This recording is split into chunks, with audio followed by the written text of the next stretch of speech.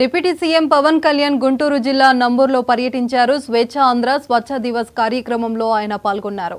అనంతరం కంపోస్ట్ యంత్రాలను పరిశీలించారు. అక్కడ పనిచేస్తున్న మున్సిపల్ కార్మికులను సన్మానించారు పవన్. వన మహోత్సవంలో భాగంగా మొక్కలు నాటారు. అనంతరం పవన్ మాట్లాడుతూ చెత్త ఎక్కడ పడితే అక్కడ వేయకూడదని, చెత్త నుంచి సంపద సృష్టించవచ్చని చెప్పారు.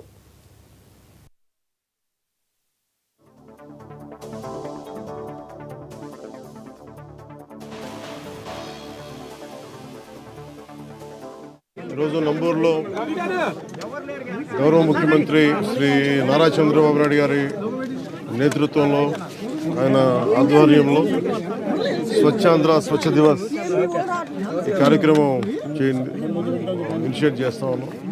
అంటే ప్రతి నెల 3వ శనివారంలో చెత్త లేకుండా మన పరిసరాలని పరిశుభ్రంగా ఉంచుకోవడం ఎలాగనేది నిన్న క్యాబినెట్లో చేసి వెంటనే ఈ రోజున ముందుకు తీసుకెళ్ళండి.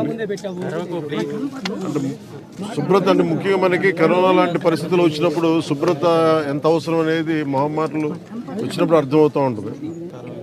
ప్రత్యేకించి ఇది నాకు పంచాయతీరాజ్ స్థాయిలో వచ్చేయని నేను చేయగలుగుతాను. తర్వాత క్యాబినెట్లో ఒకసారి దీని మీద అంటే ఒకసారి క్షేత్రస్థాయిలో పరిశీలించాలి. ఇది అంటే క్షేత్రస్థాయిలో ఒక పరిశీలించి ఇప్పుడు వచ్చి కూర్చొని అంటే కొన్నిసార్లు పనులు చేసేటప్పుడు దాని పర్యవేక్షణ, అలాగనే నాకు కొంత క్షేత్రస్థాయి పరిశీలన అవగాహన, దాని మీద ఒక పరిష్కారాలకు మనం బలంగా వెళ్ళొచ్చు.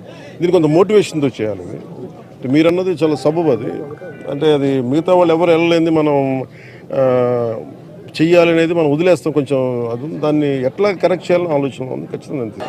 ఇందాక నేను చెప్పిన దాంట్లో కూడా అదే ఉంది. అంటే ఒకటి ఇక్కడ దాకా తీసుకురావడం, ఒకటి ఉదాహరణకి నాకు చిన్నప్పుడు ఇళ్లలోనే మాకు ఉల్లిపాయ ఉన్న, కోడిగుడ్డు చెత్త ఉన్న దాన్ని తీసుకెళ్ళి మేము రోజా కుండీలు వేసేవాళ్ళం.